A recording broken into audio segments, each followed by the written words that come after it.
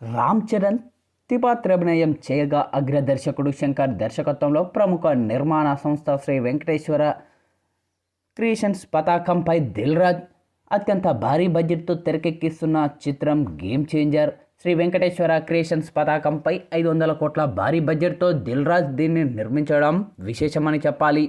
కేరా అద్వానీ, అంజలి, ఏజే సూర్య, శ్రీకాంత్, జయరామ్ తదితరులు కీలక పాత్ర పోషిస్తూ ఉన్నారు. ఇక ఈ యొక్క చిత్రానికి తమన్ సంగీతాన్ని సమకూర్చుతూ ఉన్నారు. ఇక ఈ యొక్క మూవీలో రామ్ చరణ్ సరసన కేరా అద్వానీ హీరోయిన్గా నటిస్తూ ఉన్నారు. ఇక ఈ నెల 10వ తేదీన గేమ్ చేంజర్ ప్రపంచవ్యాప్తంగా అత్యధిక థియేటర్లో విడుదల కానుంది. ఇక మరికొన్ని గంటల్లో యూఎస్ఏలో ప్రీమియర్ షోలు కూడా పడనున్నాయి.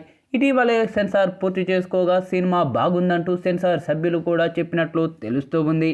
ఇక ట్రైలర్ కూడా సోషల్ మీడియాలో అన్ని ప్లాట్ఫామ్లో కలిపి 24 గంటల్లో 180 మిలియన్ వ్యూస్ దక్కించుకొని సంచలన రికార్డునైతే నెలకొల్పింది.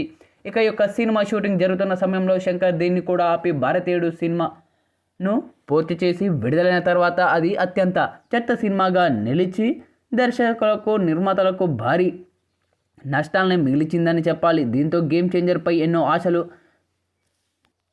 పెట్టుకున్నారు. ప్రత్యేకంగా చెప్పాల్సిన పనే లేదు. అయితే ట్రైలర్ విడుదలైన తర్వాత సినిమాపై అంచనాలు ఒక్కసారిగా పెరిగిపోయాయి. సినిమా బాగా వచ్చిందనే అభిప్రాయం అభిమానులతో పాటు సినీ ప్రియుల్లో నెలకొంది. ఇక ట్రైలర్ ఎక్కడ వ్యతిరేకత రాకపోవడంతో రోజురోజుకు సినిమాపై ఆసక్తి కూడా పెరిగింది. ఇక ఇటీవల ఈ యొక్క సినిమా ప్రీమియర్ షోలు కూడా ప్రత్యేకంగా ప్రదర్శించడం కూడా జరిగిందట. మొత్తానికైతే సినిమా బాగుందని, అలాగే రామ్ చరణ్ యాక్టింగ్ కూడా చాలా అద్భుతంగా ఉందని, తమన్ అందించిన బ్యాక్గ్రౌండ్ బీజిఎం కూడా చాలా బాగా ఉందని కామెంట్లు అయితే వ్యక్తమవుతూ ఉన్నాయి.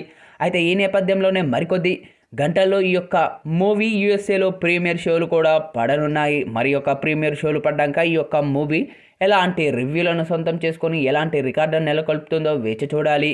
అయితే యూఎస్ఏలో ఈ యొక్క మూవీకి మంచి హిట్ టాక్ వస్తే మాత్రం బొమ్మ బ్లాక్ బస్టర్ అంటూ కామెంట్లు అయితే వ్యక్తం అవుతూ ఉన్నాయి. మరి ఏమవుతుందో ఏమో చూడాలి.